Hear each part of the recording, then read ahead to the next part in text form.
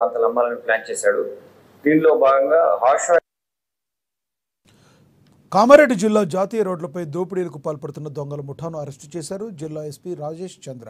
రాత్రి టైంలో జాతీయ రహదారిపై ఆగి ఉన్న వాహనదారులే లక్ష్యంగా చేసుకుని వెహికల్స్ అద్దాలు పగలగొడుతున్నట్లుగా గుర్తించామన్నారు.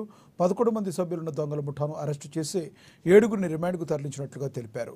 నిందితుల నుంచి 6 మొబైల్ ఫోన్లు, 2 ల్యాప్టాప్లు, 4 కత్తులు స్వాధీనం చేసుకున్నామన్నారు. ఈ కార్యక్రమంలో అదనపు ఎస్పీ చైతన్య, సిఐలు సంతోష్, రామన్, శ్రీనివాసు తదితరులు పాల్గొన్నారు.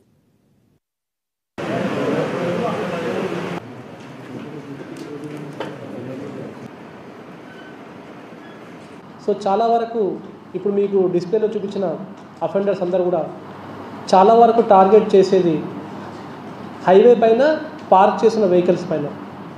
చాలామంది ప్రయాణికులు ట్రక్ డ్రైవర్స్ కానీ ట్రక్ని మధ్యలో ఆపుకొని అందులో నిద్రిస్తుంటారు. కొంతమంది లాక్ చేసుకొని పక్కన నిద్రిస్తుంటారు. కొంతమంది కార్లు ఆపుకొని అందులో పడుకోవడం లాంటివి చేస్తూ ఉంటారు. సో వీళ్ళ మెయిన్ టార్గెట్స్ ఈ హైవే రాబరీస్ వీళ్ళది మెయిన్ టార్గెట్ ఉంటుంది.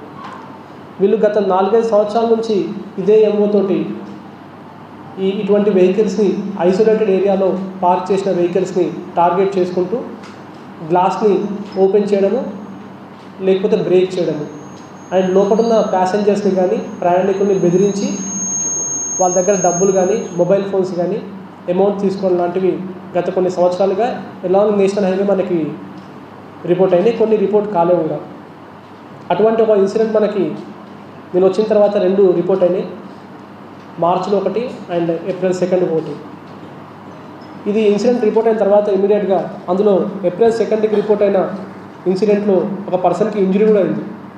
ఈ ఇన్సిడెంట్ రిపోర్ట్ అయిన తర్వాత ఒక 6 టీంలు ఎస్టాబ్లిష్ చేసుకొని సుమారు ఒక 4 ఇన్స్పెక్టర్లు అండ్ ఏఎస్పీ గారు స్వయంగా దాంట్లో రంగంలోకి దిగి టీమ్స్ ఫామ్ చేసుకొని అసలు కొంతకాలంగా ఎన్ని అఫెన్స్లు అవుతున్నాయి అనేది ఒక మొత్తము డేటా తీసి దాన్ని వర్కౌట్ చేస్తే ఇదంతా కూడా ఈ పార్దీ గ్యాంగ్ సంబంధించిన ఈ మహారాష్ట్రన్ గ్యాంగ్ వాళ్ళు చేస్తారని మనకు తెలిసింది.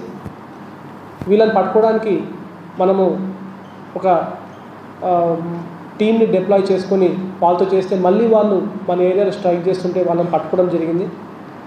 అండ్ వాళ్ళను ఆరా తీస్తే దీంట్లో సుమారుగా మనకు ఇప్పటివరకు తెలిసిన ఇన్ఫర్మేషన్ ప్రకారం 11 మంది ఈ గ్యాంగ్ సభ్యులు ఉన్నారు. అందులో 7